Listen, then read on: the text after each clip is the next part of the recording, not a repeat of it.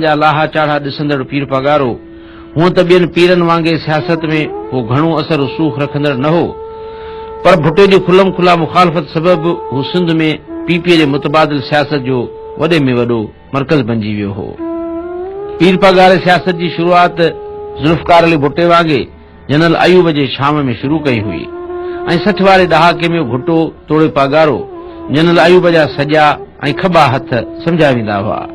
पर अॻिते हली जॾहिं ज़ुल्फ़कार अली भुट्टे अयूब खान ख़िलाफ़ तहरीक हलाई त भुट्टे ऐं पागारे जूं राहूं अलॻि थियूं। अयूब खान जे दौर में भुट्टे ऐं पागारे ख़ानदान जूं राहूं 40 सालनि ताईं तेसि ताईं अलॻि रहियूं जेसि ताईं सॼो भुट्टो ख़ानदान सियासत जे सहरा में मारिजी न वियो। कादरी सूफ़ी मसलक सां तालुक़ रखंदड़ पीर साहब पागारो सिंध में पीरनि गादियुनि ऐं सूफ़ी मसलकनि खां वधीक सियासत में सरगर्म हूंदो हो ऐं हू सिंध में ख़ासि करे भुट्टो मुखालिफ़ या पीपी मुखालिफ़ सियासत जो वॾे में वॾो मर्कज़ रहियो आहे। तंहिं करे जॾहिं बि सिंध में पीपी मुखालिफ़ सरकार ठहंदी हुई त उन सेटअप में पीर पगारो ज़रूर शामिल हूंदो हो। पीर पगारे जी इहा सियासी जुरत हूंदी हुई त हू भुट्टे जहिड़े अवामी मक़बूलियत रखंदड़ सियासतदान जे दरगो मुखालफ़त कंदो हो, पर खुलम खुला ईअं बि चवंदो हो त हू GHQ जो माण्हू आहे। पीर पगार खे इहा जुरत हूंदी हुई त हू पंहिंजी सोच फ़ैसिला ऐं इत्तेहादी बिना कंहिं हबक या हिजाब जे ॿुधाए सघंदो हो। पीर पगार न रुगो सदाई ताक़तवर धुरियुनि जे पासे हूंदो हो, पर उन्हनि जी खुलम खुला वकालत ऐं हिमायत पिणु कंदो हो।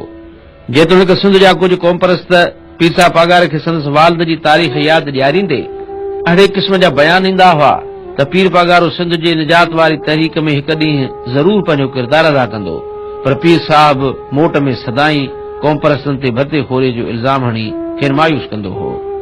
ताक़तवर धुरियुनि जे सियासत जे हामी पीर पगारे आख़िरकार पीपल्स पार्टी खे उहा आख़िरी मलभ मारी ऐं पछाड़ीअ में 2008 जे चूंडुनि खां पोइ पीपी 40 सालनि जी मुखालफ़त छॾे पीर पगारे जी पार्टीअ खे पंहिंजो इत्तेहादी बनायो।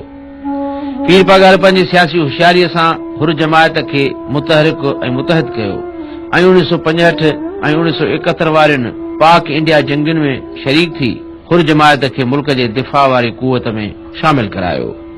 हुर जमायत जे अहिड़े किरदार पीर पगारे खे फ़ौज जे वेझो कयो, जंहिंजे करे फ़ौज सदाई पीर पगारे ते मेहरबान रही।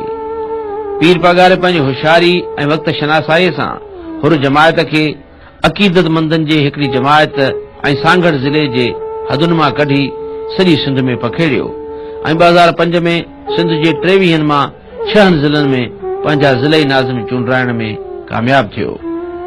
पीर पगारो पंहिंजी ज़ाती ज़िंदगीअ में हिकु लिबरल ऐं नई सोच रखंदड़ ऐं ओलह जा शुगुल कंदड़ मॉडर्न पीर हो। कुर्सीअ ते उबतो वेही फोन पाण अटेंड कंदड़ पीर साहब पगारो पंहिंजे हिकु ख़ासि अंदाज़ सां सिगार छिकींदो ऐं अंग्रेज़ीअ जा पुल थ्रू जहिड़ा मुहावरा इस्तेमाल कंदो हो, जंहिंखे माण्हू वरी फुल थ्रूअ जो लफ़्ज़ सम्झंदा हुआ। घोड़नि भॼाइण जी शौक़ीन पीर साहब पगारो सदाई लिकल लफ़्ज़नि ऐं मुहावरनि में ॻाल्हाए सियासी गुज़ारतूं ॾींदो हो, जंहिंखे मुल्की सियासत जा ॾाहा ऐं होशियार माण्हू मस सम्झी सघंदा हुआ। हू न्याणियुनि खे तइलीम ॾियण, राज़पे सां शादियूं कराइण ऐं मुरीदनि खे ॾोहनि खां परे रहण वारी हिदायत करण वारो पीर ऐं गादी नशीन हो।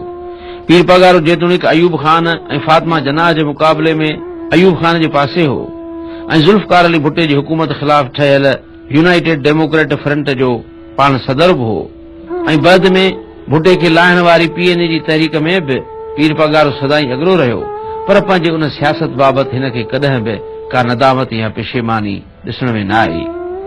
जेतोणीकि पीर पगारो परवेज़ मुशर्रफ जे सरकार मां वधि में वधि फ़ाइदा हासिल कंदड़ सियासतदाननि मां हिकु हुयो, पर हिन में इहा बि ज़रूरत हुई त हुन परवेज़ मुशर्रफ जहिड़े ताक़तवर फ़ौजी हुक्मरान खे संदसि हुकूमत जे ओज वारनि ॾींहनि में दिल्लीअ जो ठॻु कोठियो हो। पीर पगार 1985 जे चूंडुनि में मोहम्मद खान जुनेजा खे वज़ीर आज़म ऐं सैयद गौसर अली शाह खे सिंध जो वॾो वज़ीर चूंडाइण खां पोइ मुहावरतन हिकु ॻाल्हि कंदो हो ऐं चवंदो हो त मूंखां मुंहिंजो लंगूर रुसी वियो आहे। उहो लंगूर केरु हो उन जो अॼु ॾींहं ताईं पतो पइजी न सघियो आहे। पीर पगारो पंहिंजी गुफ़्तगूअ जे उन निराले अंदाज़ में अरबाब ग़ुलाम रहीम खे कारोकां, ॻुझनि एजेंसियुनि खे फ़रिश्तो ऐं MQM खे मामा जे मख़सूस नालनि सां पिणु सॾींदो यादि कंदो हो।